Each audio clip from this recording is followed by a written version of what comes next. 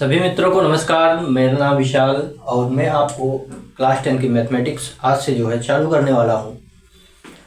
आपको मैं mathematics पढ़ाऊँगा class 10 की, जिसमें हमें पहला चैप्टर देखना है वास्तविक संख्या यानी कि रियल नंबर, है ना। हमारी जो बुक रहेगी ये एनसीईआरटी पैटर्न पर, ये जो बुक होती है एनसीईआरटी बुक, इस बुक से हम कवर करने वाले हैं, ठीक है। तो इसमें सबसे पहले मैंने देखा चैप्टर का नाम क्या है, वास्तविक संख्या। तो आप लोग हेडिंग लगा लीजिए वास्तविक संख्या। वास्तविक संख्या, है ना। वास्तविक संख्या यानी कि हम किसके बारे में पढ़ने वाले हैं, रियल नंबर्स, ठीक है। रियल नंबर्स के बारे में पढ़ने वाले हैं। तो जैसे संख्याएं तो हमने शुरू से ही, जब से हम छोटे थे,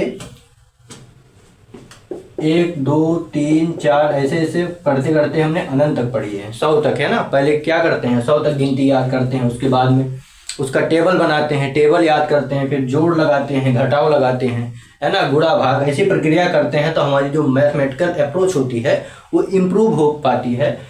अब हमने क्या पढ़ा, कई संख्याओं के बारे में हम पढ़ चुके हैं, लेकिन हो सकता है कई बच्चे इसे जानते हों कि वास्तविक संख्या क्या है।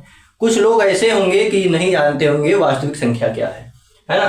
तो सबसे पहले हमने जो पढ़ा है वो हमने पढ़ा था प्राकृतिक संख्या। क्या, प्राकृतिक संख्या। थोड़ा सा रिकैप करते हुए चलेंगे ताकि कंसेप्ट जो है वो क्लियर होता रहे। प्राकृतिक संख्या क्या होती है, तो हमने इसमें पढ़ा है कि ऐसी संख्याएं जिनका उपयोग गणनाओं के लिए किया जाता है वही संख्याएं प्रायः क्या कहलाती हैं, प्राकृतिक संख्या कहलाती हैं, ठीक है। प्राकृतिक संख्या में जैसे गणना के लिए मैं बोलूं कि हमारे हाथ में कितने मार्कर पेन है, तो आप बताओगे 1 और 2। तो आपने गिनती कहाँ से स्टार्ट की, 1 से। तो सबसे छोटी जो आपकी प्राकृतिक संख्या की बात हो जाएगी वो 1 हो जाएगी, 2 3 ऐसे डॉट डॉट डॉट करते इनफिनिट अनंत तक आपकी ये प्राकृतिक संख्या जाएगी, ठीक है। तो गणना के लिए जो संख्या प्रयुक्त हुई उन्हें हमने क्या कहा, प्राकृतिक संख्या कहा। उसके बाद में हमने पढ़ा था, वैसे तो संख्याएं के बारे में तमाम संख्याएं होती हैं, लेकिन हमने जो पढ़ा है मोटी मोटी बात, एक ढांचा बना के चलते हैं ताकि इस चैप्टर का जो है कंसेप्ट हमारे दिमाग में बैठ जाए और क्वेश्चंस करने में कोई दिक्कत ना हो। जैसे क्या होता है कि क्वेश्चंस बच्चे कर ले जाते हैं, जो मैथमेटिकल अप्रोच पर लगते हैं क्वेश्चन कर ले जाते हैं, लेकिन अभी मान लो वो थ्योरेटिकल आ गया, कुछ क्वेश्चन यहाँ से पूछ लिया कि वास्तविक संख्याएं क्या हैं, है ना, किन संख्याओं को वास्तविक कह सकते हैं, क्या 0 एक वास्तविक संख्या है, क्या -4 एक वास्तविक संख्या है, ये सब बातें हो गई, है ना। क्या √-3, ठीक है, ये एक वास्तविक संख्या है। तो आप इसमें फंसोगे क्योंकि आपने अप्रोच तो सीख लिया है, लेकिन वो अप्रोच कहाँ से आया, उसका बेस क्या है, ये आप नहीं सीख पाए हैं, ठीक है। तो यहाँ से हमने प्राकृतिक संख्या को सीखा। उसके बाद में अब सीखने वाले जैसे पूर्ण संख्या। हमने क्या पढ़ा था, पूर्ण संख्या यानी कि होल नंबर। पूर्ण संख्या क्या है, तो पूर्ण संख्या का डिफिनेशन हमने क्या पढ़ा था छोटी क्लासों में, कि जब प्राकृतिक संख्याओं में हम शून्य को शामिल कर लेते हैं, ठीक है।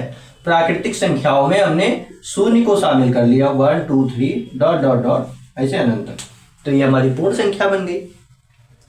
अब रियल नंबर की बात करते हैं। तो रियल नंबर होती क्या है ये समझिए। रियल नंबर वैसी संख्याएं होती हैं। अच्छा, एक चीज और समझिए इसमें, जैसे हमने 9th में पढ़ा था परिमेय संख्या। क्या पढ़ा था, परिमेय संख्या, परिमेय संख्या। और फिर उसके बाद में हमने पढ़ा था अपरिमेय, अपरिमेय संख्या। ये बेसिक क्लास है, पहली क्लास है, तो आप लोग देखिएगा, ध्यान से देखेंगे। आशा करते हैं कि पूरा आपको समझ में आएगा। ध्यान से देखिए, कोई चीज नहीं समझ में आती है कमेंट में बताएं कि ये चीज हमें नहीं समझ में आई, या 2 बार देखिए, 3 बार देखिए, आएगा कैसे नहीं समझ में। जैसे आप परिमेय संख्या क्या पढ़े कि वही संख्याएं जो अंश और हर के रूप में लिखी जाती हो, जैसे मान लो P/Q, तो ये अंश और हर के रूप में लिखी हुई है। P और Q क्या है, यहाँ से P और Q क्या है, हमारे पूर्णांक होते हैं। P और Q क्या होते हैं, पूर्णांक होते हैं।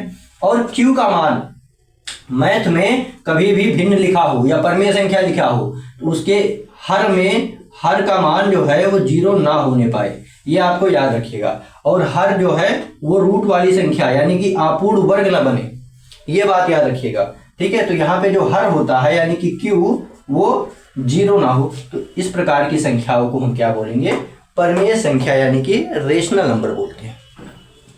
अपर में इसका जस्ट उल्टा हो जाए, जिसे P/Q के रूप में सॉरी ना लिखा जा सके, P/Q के रूप में जिसे ना लिखा जा सके, उसे हम क्या बोलेंगे, अपरमेय संख्या। तो ये तमाम प्रकार की संख्याएं होती हैं, इनके बारे में हमें पढ़ना है। पूर्णांक क्या होता है, इसमें देखिए पूर्णांक क्या होता है। पूर्णांक में क्या होता है, जैसे आपने नंबर लाइन पढ़ा, ठीक है, नंबर लाइन ऐसे होता है ना, 9th में आप पढ़ के आए हैं। तो यहाँ पे बीच में 0 होता है और दाहिनी तरफ की जितनी भी संख्याएं होती हैं इस समय, यहाँ पे ये पॉजिटिव ली जाती हैं और यहाँ पे क्या होती है, हमारा नेगेटिव ली जाती है। तो इन पर संख्याएं शो होंगी, जैसे यहाँ पे 0 है, ये न्यूट्रल है, 1 2 3, फिर -1 -2 और -3। तो इस प्रकार की जो संख्याएं हमें मिली, ठीक है, या माइनस अनंत से और 0 को भी इंक्लूड करके, ठीक है, और कहाँ तक, प्लस अनंत तक। तो ये सब संख्याएं कहाँ तक हैं, हमारी क्या है, पूर्णांक है, यानी कि इंटीजर्स होती हैं। क्या होती हैं, पूर्णांक संख्याएं होती हैं। इस चैप्टर को पढ़ने का मतलब ये नहीं है कि हम वास्तविक संख्याएं जान लें कि वास्तविक संख्याएं क्या होती हैं, उसके बाद में हम तुरंत क्वेश्चन करने लगे। ऐसा आप करोगे तो आप केवल रट पाओगे, उसे समझ नहीं पाओगे, ठीक है। तो रियल नंबर अब आपको मेरे हिसाब से पता लग गया होगा क्या होती है, रियल नंबर क्या होता है। वही संख्या, वास्तविक संख्याओं का डेफिनेशन लिखिए तो क्या बताएंगे कि परमेय संख्याएं, है ना, परमेय संख्याएं और अपरमेय संख्याओं का जो सम्मिलित रूप है उसे हम क्या बोलते हैं, रियल नंबर बोलते हैं। इन दोनों को इंक्लूड कर लिया जाए। अब परमेय में जैसे आपका 1/2 होता है, ध्यान से देखिएगा, 1/2 होता है, और √4 होता है, और क्या होता है, √16 होता है। ये तो आपकी परमेय हो गई। 1 होता है, एक परमेय संख्या है, ठीक है। 0 भी परमेय संख्या है। क्लास 9th चैप्टर नंबर 1.1 में शायद यही क्वेश्चन है कि क्या 0 एक परमेय संख्या है, तो हाँ बोलेंगे 0 एक परमेय संख्या है, बिकॉज 0 के नीचे एक हम लगा सकते हैं, ठीक है, कोई प्रभाव नहीं पड़ेगा। ये भी पूर्णांक, ये भी पूर्णांक, ठीक है, ये भी पूर्णांक से आता है, ये भी पूर्णांक आता है, और परमेय संख्या का जो है वो जो उसकी रिक्वायरमेंट होती है उसे ये सर्टिफाइड करता है। अब जैसे देखिए पाई जो होता है, पाई की वैल्यू कितनी होती है, 22/7। तो पाई की वैल्यू जो है ये तो परमेय हो जाती है, पाई की वैल्यू 22/7 जो है ये परमेय हो जाती है, लेकिन जो पाई सिंबल है ये अपरमेय हो जाता है, समझे। जैसे √3 हो गया, जितने भी अपूर्ण वर्ग संख्याएं होती हैं वो अपरमेय संख्या होती है।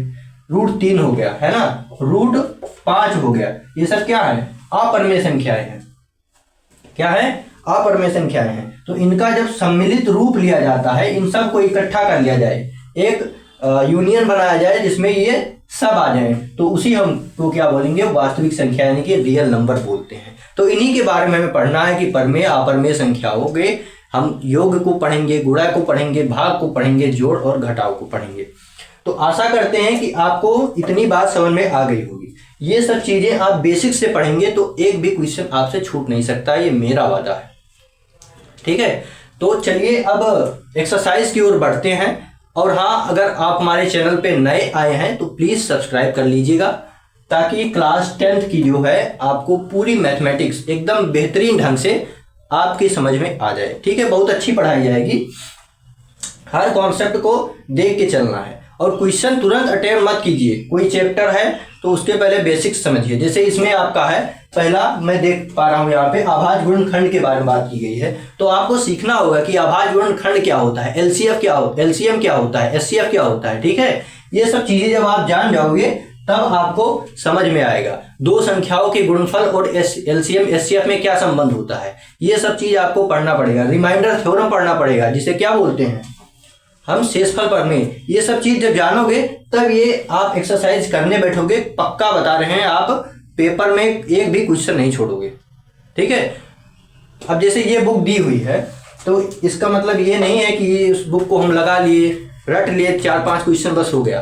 कोई भी बुक आपके सामने आ गई, यदि आपके पास कॉन्सेप्ट आपका क्लियर है तो आप किसी भी बुक को एकदम बेहतरीन ढंग से लगा सकते हैं, ठीक है। आपको डर नहीं लगेगा। बस ये करना है, बेसिक्स को तैयार करनी है। इस बुक में जो दिया हुआ है आपको सारी चीजों को आप पढ़ो, एग्जाम्पल जरूर लगाओ। एनसीईआरटी के एग्जाम्पल में देख पा रहा हूँ पेपर उठा के, तो वहां पे ज्यादा पूछे जा रहे हैं। इसका मतलब क्या है कि आप लोग जो है एग्जाम्पल पर भी ध्यान दीजिए, ठीक है, और इसके बेसिक्स को भी पढ़िए, तब आपका इसमें ज़्यादा आपका जो है स्कोर आप कर पाएंगे। तो चलिए समय को ना गवाते हुए हम एक्सरसाइज 1.1 की ओर बढ़ते हैं। फिर से कह रहा हूं, यदि आप चैनल पे नए हैं तो चैनल को सब्सक्राइब कर लें, बेल आइकन दबा लें, ताकि आप हमारी वीडियो की फर्स्ट नोटिफिकेशन आप तक जाए, और लाइक कीजिए अच्छी लगे तो, और कमेंट में बताइए कि हमें ये प्रॉब्लम है, ये नहीं समझ पा रहे हैं, उसका आपको सोल्यूशन में प्रयास करूंगा कि तुरंत या कुछ समय बाद प्रोवाइड किया जाए, ठीक है। तो चलिए चलते हैं एक्सरसाइज की ओर। एक्सरसाइज में बोला गया है कि निम्नलिखित संख्याओं को, जो संख्याएं यहाँ पे दी हुई हैं, 3 क्वेश्चन हमने लिखा है, टोटल कितने क्वेश्चन है, टोटल इसमें 5 क्वेश्चन है, ठीक है। निम्नलिखित संख्याओं को अभाज्य गुणनखंड के रूप में व्यक्त कीजिए। अब अभाज्य गुणनखंड क्या होता है, एलसीएम क्या होता है, एचसीएफ क्या होता है, इन सब चीज़ों के बारे में अगर जो आपको डीप से जानकारी चाहिए तो बताइएगा, मैं इन पर वीडियो बनाऊंगा। बाकी रटने रटाने वाली बात नहीं है, मैं यहाँ पे समझाऊंगा, आपको परफेक्टली समझ में आएगा। तो अभाज्य गुणनखंड का मतलब होता है कि मल्टीपल, यानी कि फैक्टर की बात कर रहे हैं, गुणनखंड की बात कर रहे हैं, है ना। जैसे हम एलसीएम लेते थे, एलसीएम कैसे लेना है, जब ये बोले अभाज्य गुणनखंड के रूप में व्यक्त कीजिए, तो सबसे पहले जैसे ये फर्स्ट क्वेश्चन को लेकर चलते हैं, इसमें दिया हुआ है 140, तो यहाँ पे हमें क्या करना होगा, देखिएगा आप 140 को एलसीएम में करना होगा, इसका एलसीएम निकालना पड़ेगा, ठीक है। तो एलसीएम कैसे निकालता है, जैसे 140 यहाँ पे लिखा हुआ है, तो सबसे पहले आप छोटी से छोटी संख्या से इसे डिवाइड कीजिए, तो सबसे छोटी संख्या 1 होगा, है ना, 1, लेकिन 1 से डिवाइड करने पर कोई फर्क नहीं पड़ने वाला, कोई मतलब ही नहीं है, तो 2 से करते हैं, तो 2 से इसमें जब डिवाइड करेंगे तो कितना 2 जा आपका 140 होता है। तो आप जानते हैं कि 70 दूना कितना होता है, 140 होता है। फिर 70 आ गया, फिर इसे डिवाइड कीजिए, तो फिर इसे जब 2 से डिवाइड करेंगे तब आपका आ जाएगा 35, ठीक है। अब क्या है, 2 से डिवाइड नहीं होगा तो 3 से डिवाइड कीजिए, 3 से जब डिवाइड करेंगे तो यहाँ पे आ जाएगा 5। अब बहुत लोग बोलेंगे डायरेक्ट 5 से भी कर सकते हैं, तो हाँ कर सकते हैं, लेकिन एलसीएम का जो लॉ होता है, रूल होता है, उसे आप तोड़ रहे हैं। तो नियम को लेकर चलना है ताकि हमारा जो है कोई भी एरर ना आए। ऐसे क्वेश्चन सबसे पहले आपको क्या करना है, इसमें फैक्टर ही निकालना है, तो 5 से करेंगे, फिर यहाँ पे 1 आ जाएगा, जहाँ पे 1 आ जाए वहां पे आप बंद कर देंगे, स्टॉप कर देंगे। अब इसके अभाज्य गुणनखंड कैसे लिखेंगे, 140 है तो यहाँ पे देखिए कितना आया, 2 × 2 × 3 × 5। अब आप जानते हैं छोटी क्लास में तो है नहीं, बड़ी क्लास में है, आप पावर पढ़ चुके हैं, एक्सपोनेंट है ना, घातांक करणी, ये सब पढ़ चुके हैं। कुछ लोग पढ़े होंगे, कुछ लोग जो है नहीं पढ़े होंगे।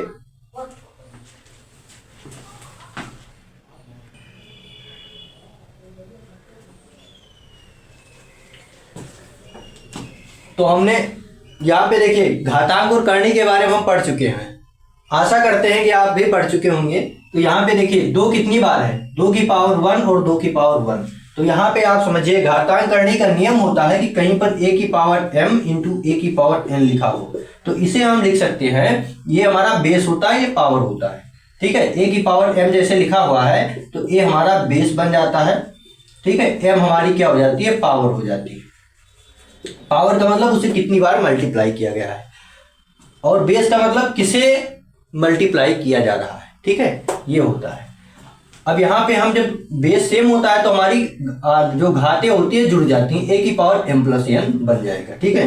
इसे सेम कंडीशन है, इसे छोड़िए, यहाँ पे अलग अलग बेस है, उसे नहीं करते हैं। तो 2 की पावर 1, 2 की पावर 1, तो 2 की पावर कितनी होगी, 1 1 2, तो यानी कि 2 की पावर 2 × 3 × 5, ये आपका आंसर हो जाएगा, ठीक है। तो अभाज्य गुणनखंड के रूप में 140 को आप व्यक्त करेंगे तो 2 की पावर 2 × 3 × 5 हो जाएगा, ठीक है। अगले क्वेश्चन की ओर बढ़ते हैं। इस क्वेश्चन में हमें बोला गया है 156 है, 156। फिर से वही करेंगे, एलसीएम निकालेंगे हम इसका।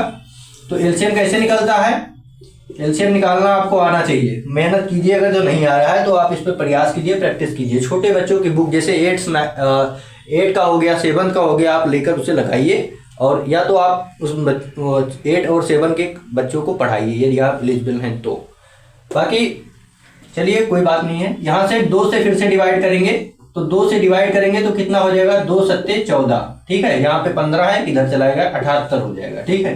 फिर से 2 से डिवाइड हो जाएगा, तो यहाँ से अब क्या कितना हो जाएगा, 2 तिहाई 6 और ये 18 हो जाएगा, मतलब 39 हो जाएगा। अब देखिए 39 2 से नहीं डिवाइड होगा तो 3 से डिवाइड हो जाएगा, 13 तिया 39 होता है, 3 से डिवाइड करेंगे तो ये हो जाएगा हमारा 13, और 13 को 13 से काटेंगे तो 13 एकम 13 हो जाएगा। अब इसका अभाज्य गुणनखंड क्या हो जाएगा, 2 गुणा 2 गुणा 3 गुणा 13 हो जाएगा। फिर से वही कंडीशन आ गई, 2 की पावर 1 2 की पावर 1 2 की पावर 2 हो गई, तो 2 की पावर 2 गुणा 3 गुणा 13, ये इसका हो जाएगा आंसर। अगला क्वेश्चन क्या है, 38 25। देखिए 38 25 35 लिख दिए, 38 25, ठीक है। तो ये 5 से कटेगा। अब कैसे हमें पता चल जाता है कि 5 से कटेगा, ये सब आप पढ़ेंगे, डिविजिबिलिटी रूल आप एक बार पढ़ लीजिएगा। तो इन सब पे हम वीडियो बनाने वाले हैं, जहां जहां हमें मिस्टेक दिख रही है कि यहाँ पे बच्चों को जो है करना चाहिए मेहनत, वहां पे हम वीडियो बना देंगे। जैसे डिविजिबिलिटी रूल का हो गया, LCF SCF है ना, ये सब हम बना देंगे वीडियो, आप पढ़ लीजिएगा। अब इसे 5 से डिवाइड करेंगे, ठीक है।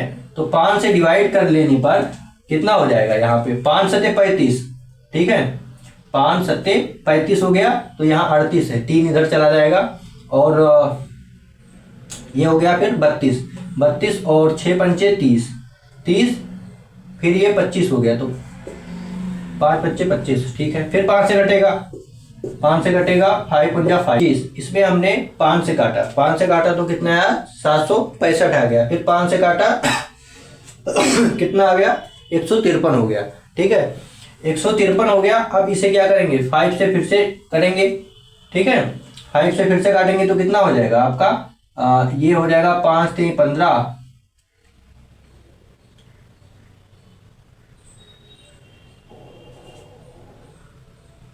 सॉरी 5 से नहीं है, 3 से कटेगा, कितना कटेगा, 3 से कटेगा। तो 3 से कटेगा तो ये आ जाएगा आपका 5 3 15 और 3 एकम 3, यानी कि 51 हो गया। अब 51 जो है वो सबसे छोटी संख्या कौन सी है जिससे कट जाता है, तो 3 से कटेगा, 17 3 51, ये 17 हो गया, कितना हो गया, 17 हो गया, और 17 से काट देंगे तो ये 1 हो जाएगा। अब इसका अभाज्य गुणनखंड कैसे लिखेंगे भैया, 5 गुणे 5 गुणे 3 और गुणे 17 दिया हुआ है। 5 कितनी बार, 1 1, यानी कि आधार बराबर है, घातें जुड़ जाएंगी, 5 2 बार है, ठीक है। 3 कितनी बार है, 1 1 2, यानी कि 3 भी 2 बार है, और 17 1 बार है, तो पावर नहीं लिखेंगे, 1 बार होगी तो पावर नहीं लिखेंगे, ठीक है। तो ये आपका हो जाता है आंसर। अगला क्वेश्चन गया है 5005 है, ठीक है। 5005 का सबसे पहले एलसीएम ले लेते हैं। 5 से कटेगा, तो 5 से कटेगा तो ये कितना हो जाएगा, 100, और ये कितना हो जाएगा, 1001। अब 1000, तो ये ठीक है। फिर इसे हम किससे काटेंगे, 7 से काटेंगे, तो 7 से काटने पर कितना हो जाएगा, 7 एकम 7, और ये कितना हो गया, 7 चौक 28, और ये हो गया 7 एक 21, 143 हो गया। अब 143 को किससे काट सकते हैं, 143 से हम काटेंगे, 143 को यदि हम 13 से काटेंगे तो यहाँ पे कितना आएगा, 13 को डिवाइड कर देते हैं 143 से, ठीक है। तो 13 एकम 13, ठीक है, और ये 13 एकम 13, तो ये हो गया 11। अब 11 किसी से नहीं कटने वाला है, 11 किसी से नहीं कटेगा तो 11 स्वयं से कटेगा, तो ये हो गया आपका 11। अब इसके अभाज्य गुणनखंड क्या बन जाएंगे, 5 गुणा 7 गुणा 13, 5 गुणा 7 गुणा 13 और गुणा 11, ठीक है। तो ये इसके आंसर हो जाते हैं। अगला देख, ठीक है, तो इसका एलसीएम लेते हैं। 74 29 का एलसीएम लेंगे तो ये किससे कटने वाला है, ये आपका 19 से कटेगा या तो 17 से, ठीक है। तो 17 से काट के देखते हैं, 17 चौका 68, ठीक है। तो ये कितना हो जाएगा आपका, 437 हो जाएगा। 437 को फिर हम 19 से डिवाइड करेंगे, 19 से डिवाइड करने पर ये कितना आ जाएगा आपका, 23 हो जाएगा। 23 किसी से नहीं कटता है तो ये स्वयं से कटेगा, जो किसी से नहीं कटेगा वो स्वयं से कटेगा। तो ये, अब इसके अभाज्य गुणनखंड की बात कर लें तो 17 गुणे 19 गुणे और आपका 23 हो जाएगा, ये इसके आंसर हो जाते हैं, ठीक है। तो यहाँ पे हमने प्रश्नावली 1.1 के क्वेश्चन नंबर 1 में कितने क्वेश्चन थे, 5, पाँचों करा दिए हैं कि वीडियो आपको समझ में आया होगा, आपने सारे क्वेश्चन किए होंगे। जो डाउट आता है आप कमेंट सेक्शन में बताइए, ठीक है। फिर से बोल रहे हैं, चैनल पे नए आए हैं तो सब्सक्राइब कर लें, ठीक है, और पुराने हैं तो आप लाइक कीजिए, कमेंट कीजिए। ऐसे ही अपने प्यार दुलार बनाए रखिए। बाकी हम आपके लिए ऐसे ही क्लास 10 की जो है मैथमेटिक्स लेकर आने वाले हैं। आज ये पहला दिन था। एक्सरसाइज 1.1 की हमने क्या कराई है, 1.1 का क्वेश्चन नंबर 1 कराया है। कल की वीडियो में हम क्वेश्चन नंबर 2 को करने वाले हैं। क्वेश्चन नंबर किसको करेंगे, 2 और 3 दोनों को करेंगे। हमारे पास ध्यान से देखिए एनसीईआरटी की ये बुक है ना, इसी बुक से आपका कराया जाएगा। क्योंकि जो अधिकतर स्कूलों में क्या होता है, यही बुक चलाते हैं। इसमें दूसरा जो है तो अगर आप पढ़ना चाहें तो एलसीएम और एचसीएफ के बारे में आप पढ़ सकते हैं, और पढ़ के आइएगा तब इस लेक्चर को देखेंगे तो ज़्यादा आपको आसानी मिल जाएगी। ठीक है, तो यहाँ पे क्वेश्चन नंबर 2 में हमें एलसीएम और एचसीएफ निकालना है। एलसीएम एचसीएफ कैसे निकालते हैं ये सब आपको मैं कल की वीडियो में सिखाऊंगा। तब तक के लिए राधे राधे, जय श्री कृष्णा। और फिर से बोल रहा हूँ, नए हों तो चैनल को सब्सक्राइब कर लें, और पुराने हैं तो बेल आइकन को प्रेस कर लें, ताकि हमारी जैसे भी हम यहाँ से वीडियो अपलोड करें आपके पास तुरंत नोटिफिकेशन जाए उसकी। ठीक है, तो मिलते हैं कल नेक्स्ट लेक्चर में। तब तक के लिए